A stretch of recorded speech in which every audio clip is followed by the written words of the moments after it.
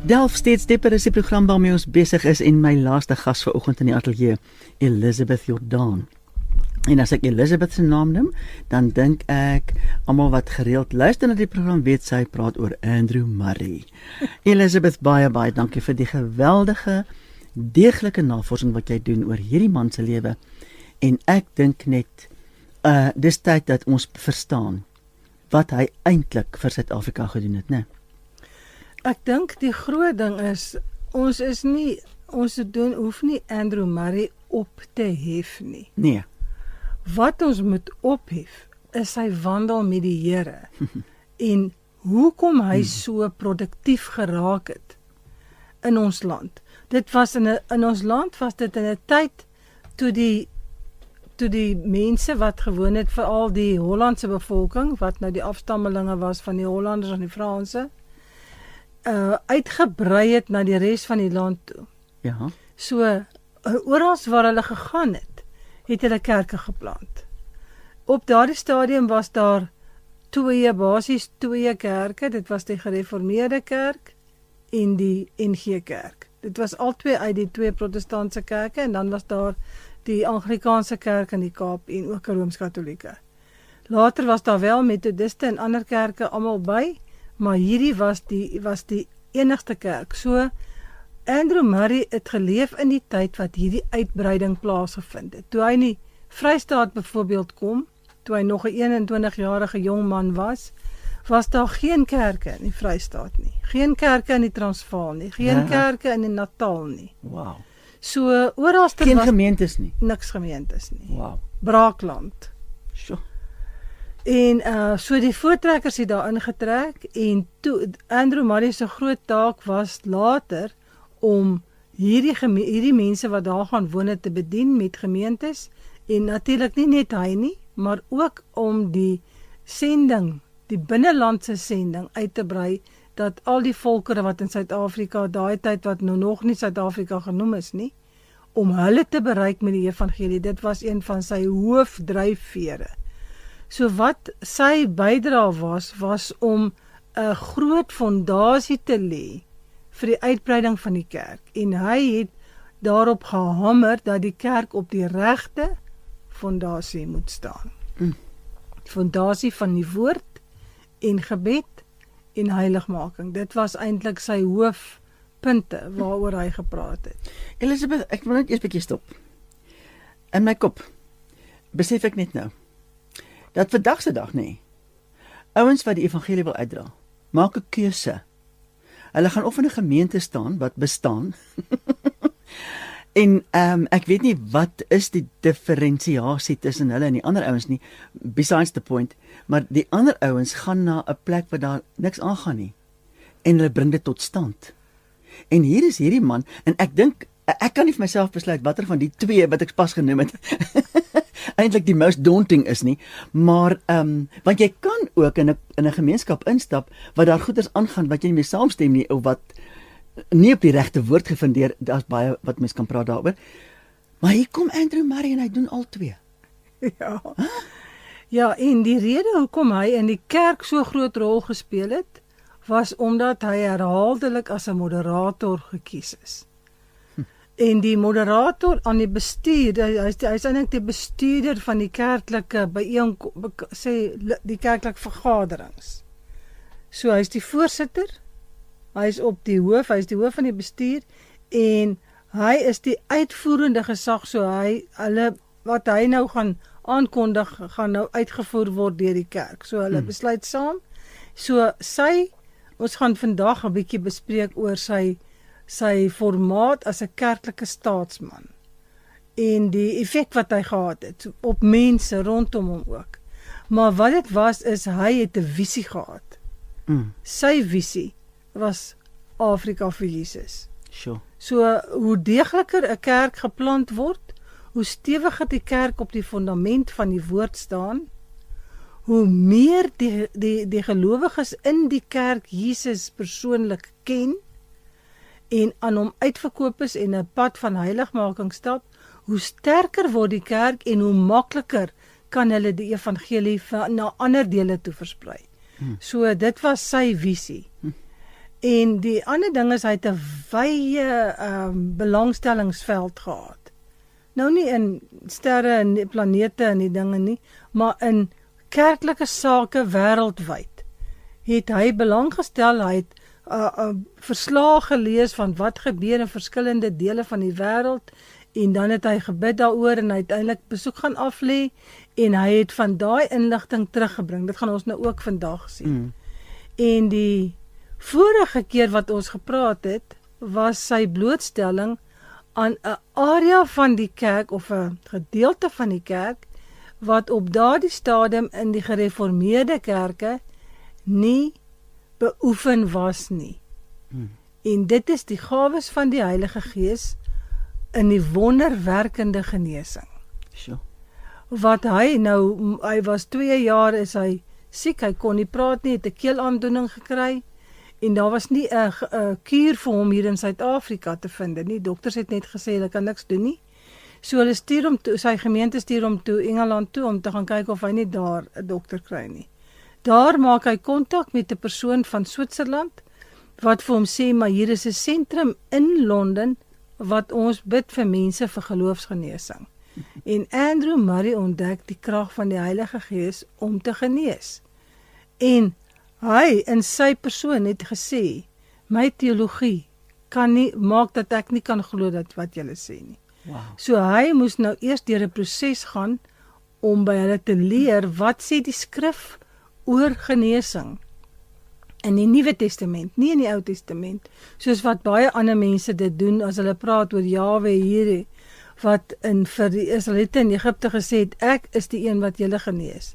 En ek gaan nie hierdie siektes van Egipte oor julle bring, as julle aan my gehoorsaam is nie. In die Nuwe Testament is dit 'n heeltemal ander saak, hoe dat die Here vir ons die genesing gee, en hy het dit beleef in sy eie liggaam, hy is gesond gemaak deur 'n gebed, en hy het die pad daarvan verduidelik in 'n boekie wat hy geskryf het, Jesus genees die siekes. En toe hy natuurlik terugkom Suid-Afrika toe, is hy vol van hierdie ontdekking, net soos hy doen as hy vol raak van 'n evangelisasieveldtog, wat hy bygewoon het in Europa of in Amerika, of as daar 'n besoekende sendeling kom en hy vertel vir hom, hoe neem die mense in Indië die Here aan, dan raak Andrew Murray vol en begeester, en hy wil dit in die kerk laat plaasvind. En dat hy nie brieke nie, nee. Glad nie. So hy kom toe nou terug, en hy praat oral en hy bid vir mense, en hy wil net sê, en die kerk sê, nee, wag, dit is nie, dis nie wat in ons begrip is nie. En Andrew Murray moet aan die einde van sy lewe, of aan die einde van die paar jaar wat hy nou met hierdie entoesiasme sit, moet hy sê, daar 2 goed gebeur met sy openbaring. Nie in hom nie, maar in die mense vir wie hy dit vertel het. Een klomp het gesê, maar almal word nie gesond nie. Ja, dis die waarheid. So, maar dan gooi hulle die hele proses wat die Here gee vir genesing uit, en beoefen dit nie. Die ander klomp sê, ons mag glad nie medisyne gebruik nie, ons moet nou net op die Here vertrou, dan raak dit 'n dwaling. Dis ook nie waar nie. Want ja, so dit is wat gebeur het. Hy het gesê, ons moet in die middelpad hier loop. Die Here praat in sy woord oor genesing, ons moet dit ken, ons moet dit weet, ons moet dit toepas. En as hy iemand nie genees nie, dan sê ons, hy is die soewereine God. Hy kan doen wat hy besluit, en hy is die een wat gebed verhoor. Dis nie ons gebed en ons geloof en ons olie en ons wat die persone gesond maak nie. Net soos Petrus en Johannes gesê het in die tempel, dis nie ons wat hierdie man laat loop het nie. Dis geloof in die naam van Jesus Christus, dis Jesus wat mense genees, nog steeds. So dit is wat hy toe nou aan die einde van sy gesê het, dat God beheer gebedsverhoring. En daarvan het hy ook in 'n boekie begin skryf. En ons het gesien dat hy baie graag hierdie kennis van hom in die kerk wil inbring. En so aan die einde van sy lewe het Andrew Murray gesê, hy het gelewe in die genesing van geloof. Sy hele wandel met die Here was in geloof, dat hy genees is, en ek dink dit is wat hy skryf, dat genesing is soos heiligmaking, is 'n daaglikse afhanklikheid van God. Jo. Elizabeth, ek het dit nou al op hierdie program gesê, dat ek by geleentheid my rug gebreek het, in 'n motorongeluk, dat ek borskanker gehad het. Jy weet, ek is 'n wandelende getuie daarvan, dat ek voel ook nie om dit aan mekaar oor te praat nie, want ek sien dat dit sommige mense ontstel, want ek beleef ook dat sommige mense dan sê, maar hoekom gebeur dit nie vir ander ook nie? Jy weet, hoekom is net vir jou? En dis nie wat dit is nie. Nee. Dis nie wat dit is nie. Maar om die geloof daarvan vas te gryp, dit is wonderbaar. En jy weet, Andrew Murray se manier om 'n ding te doen, is hy kry die openbaring, hy bestudeer die geloofsgronde, of die woord skriftuurlike gronde daarvan. Ja. Hy ontvang daai woordsaad in sy hart, dit word vir hom 'n beginsel, wat vasgemaak word, en dan beoefen hy dit, en dan skryf hy 'n boek. So, dit was sy manier hoe hy die dinge gedoen het, want hy het gesê, dan die skryf van 'n boek, is 'n nalatenskap vir die mense wat kom. Ja. En kyk hoeveel jaar na Andrew Murray, nou al, meer as 100 jaar, nadat hy oorlede is, ek meen hy is in 1917 oorlede, so meer as 100 jaar daarna lees ons nog sy boeke, en is presies vars, en dit spreek ons aan hier waar ons nou is. Ja. So dit was sy, ek dink die groot impak wat sê vir byvoorbeeld Paulus gehad het.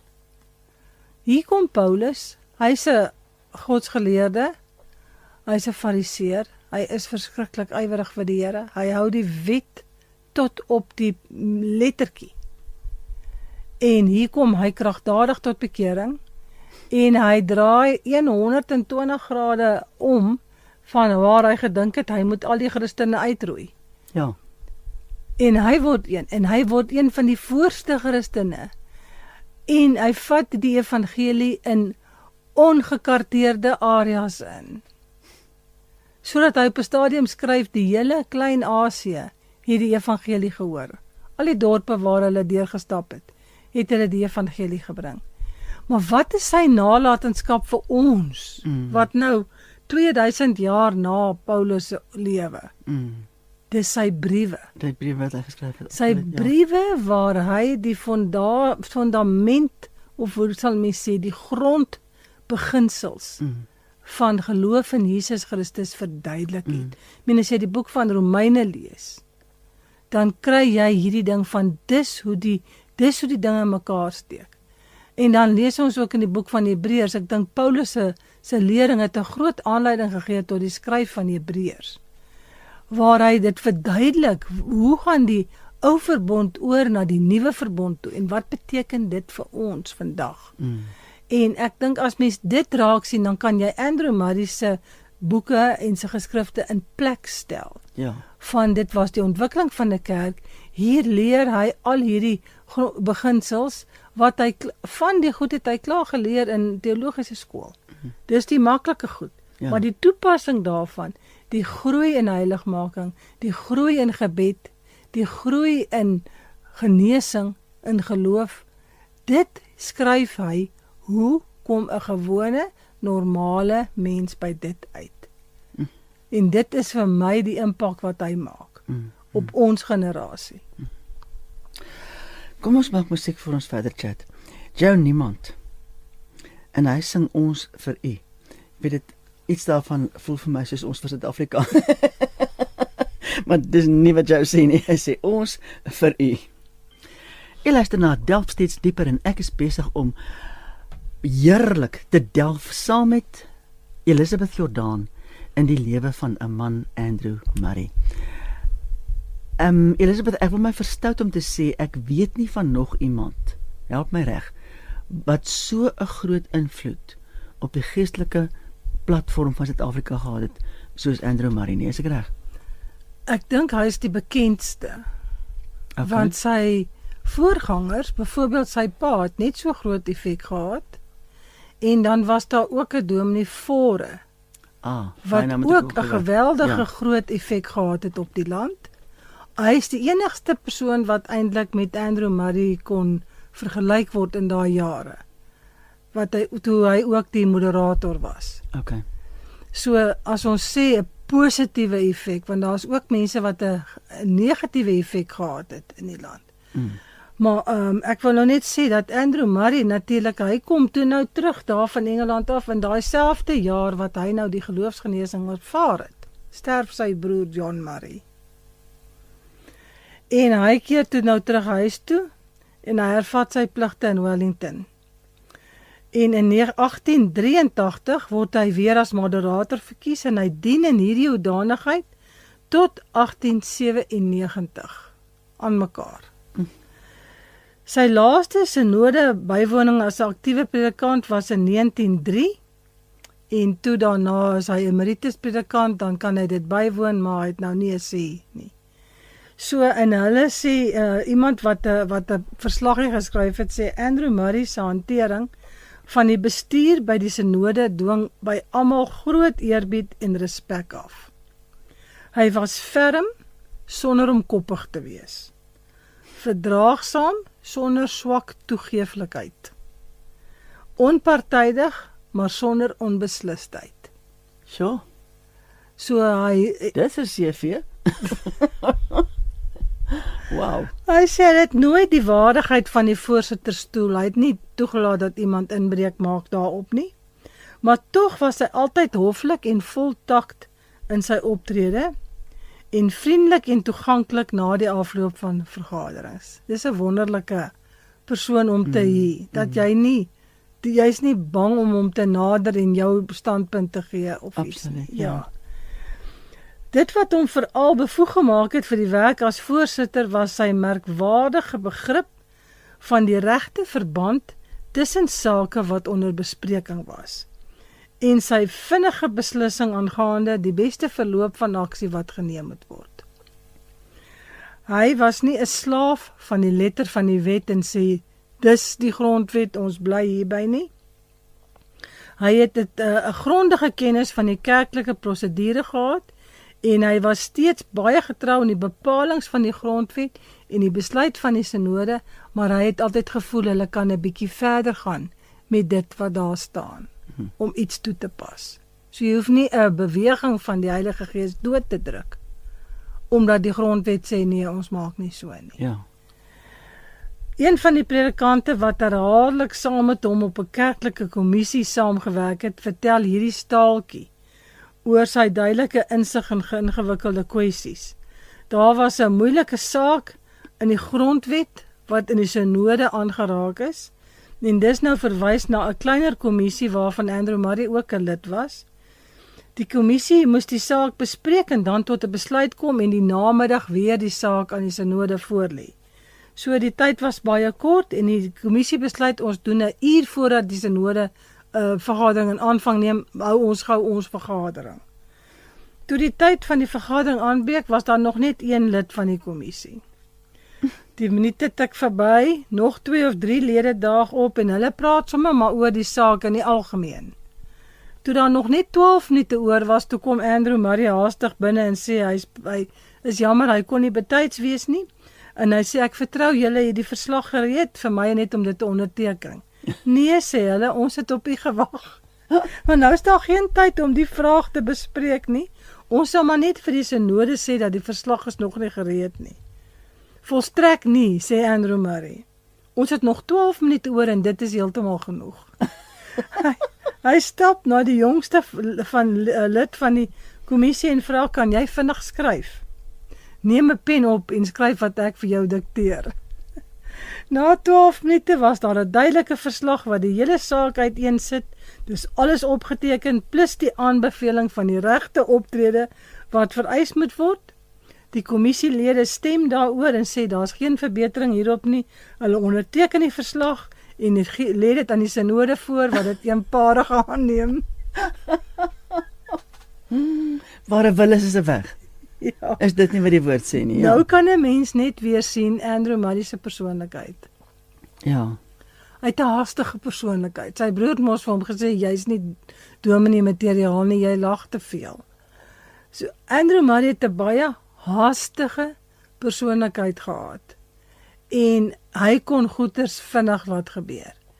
En ek dink dit het die Here het baie daaraan geskaaf om die harde punte daarvan af te haal.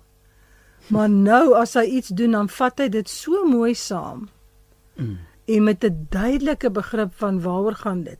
En ek dink dit is wat hulle ook 'n bietjie later sê, is as 'n mens die welsyn van die groter kerk globaal in jou hart dra, dan kyk jy na die kerk en jy vra Here, wat is die oplossing van die probleem waarmee ons sit?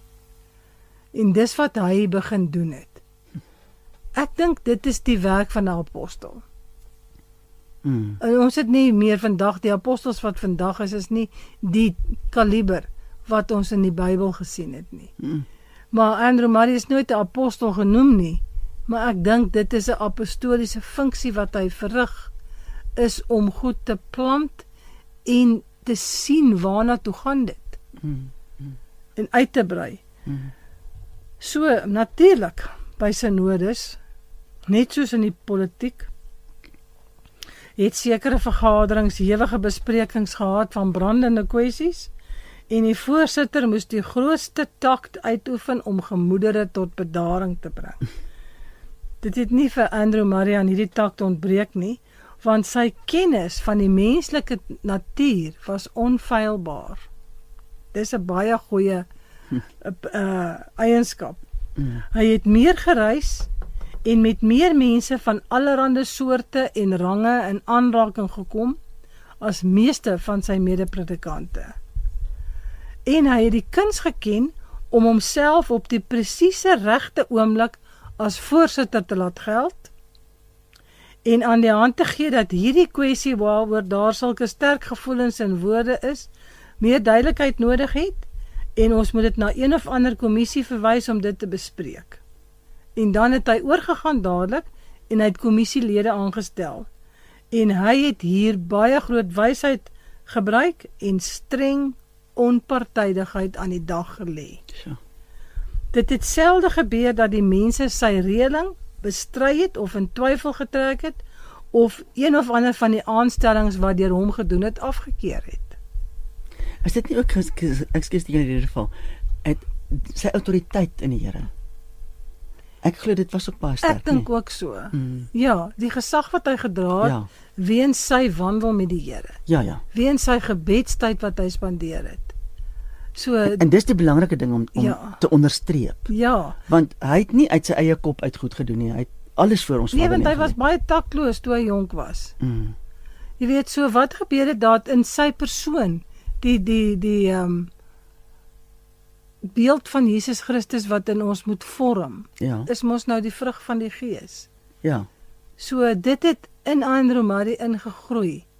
En dit was ook sy bedoeling dat dit moet in die kerk ingroei. Dit was wat op sy hart gelê het. En so hy het nie geskroom om mense aan te vat oor dinge wat verkeerd was nie. Maar wanneer daar in 'n vergadering gepraat is, kon hy sien, okay, hierdie ding gaan nêrens heen nie. Kom ons vat dit na 'n kleiner groepie wat dit kan bespreek en terugkom dat ons as groter vergadering nie, want almal is nie belang hierby nie en jy weet dan is dit nou maar dan sit jy net en kyk wat sê hulle. En hulle sê dat sy persoonlikheid en wat ons nou net gesê het, sy verhewe Christelike karakter wat hy in hom het die hoogste agting en vertroue ingeboesem.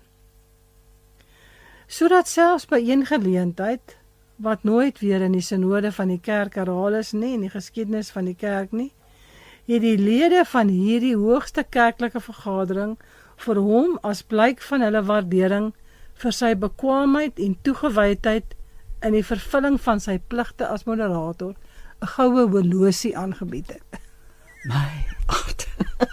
Dit was alwaar en hulle kon dink hoe gaan hulle hierdie man 'n bietjie vergoed vir dit wat hy vir hulle beteken. My aarde. So hy was nie net bekwaam as 'n kerklike staatsman wat die hoedanigheid besit het om ware en doeltreffende beleid te vorm nie. Hy het sowel die swakheid en die krag van die kerk wat hy dien erken. Hy het op 'n onfeilbare manier die siekte waaraan die kerk ly ontbloot en gesoek hoe om dit te genees.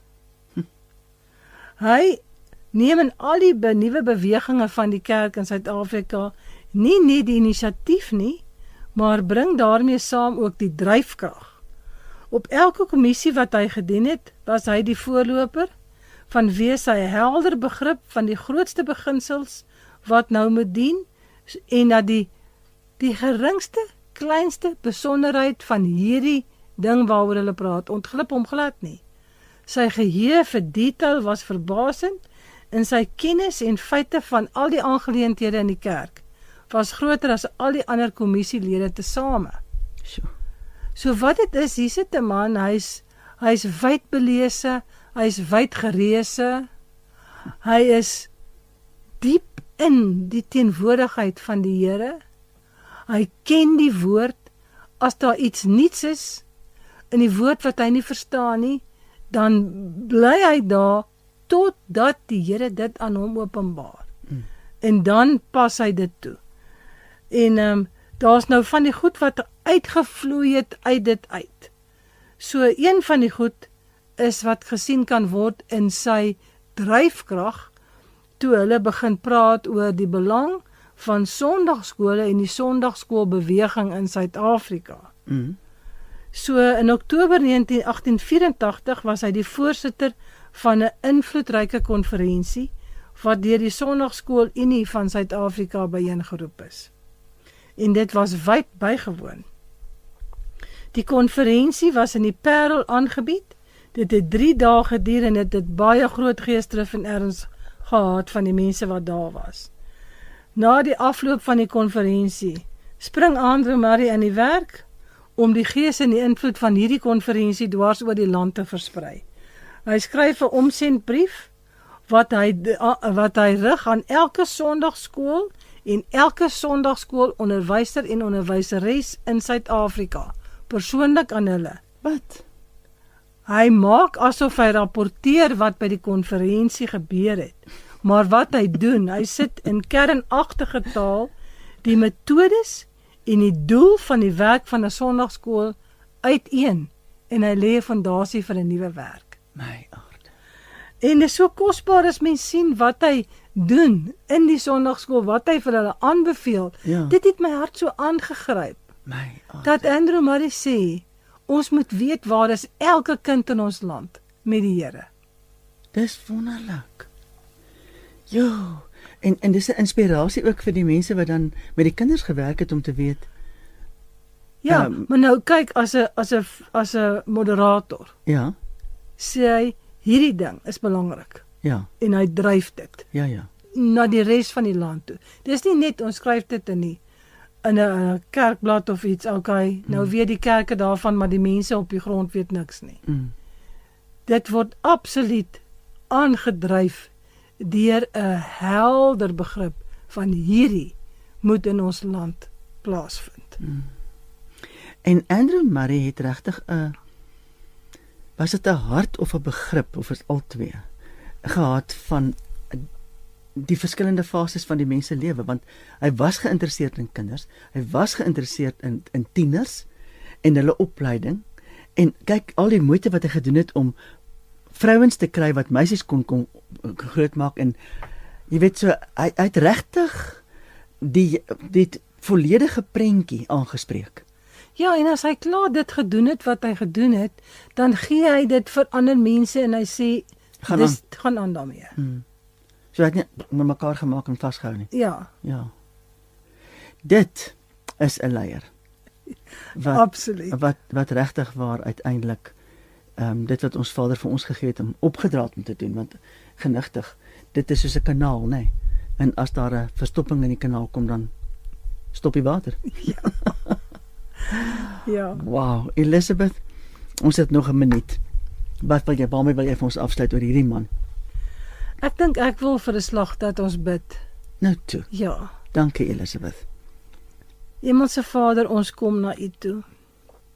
Ons wil alles wat Andrew Murray aanbeveel het vir die kerk hoor en luister.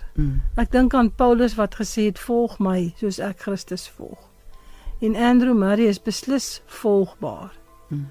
En ons wil kom en ons wil vra, Here, bou ook in ons dit in wat U in sy lewe ingebou het. Halleluja. Ek bid vir die kerk in Suid-Afrika in hierdie stadium, hierdie jaar waaron ons is, Here. Met al die uitdagings, ons is nou groter, die kerk is groter, ons is meer verdeeld as ooit van tevore. As so baie aanvalle op die kerk, meer as ooit van tevore.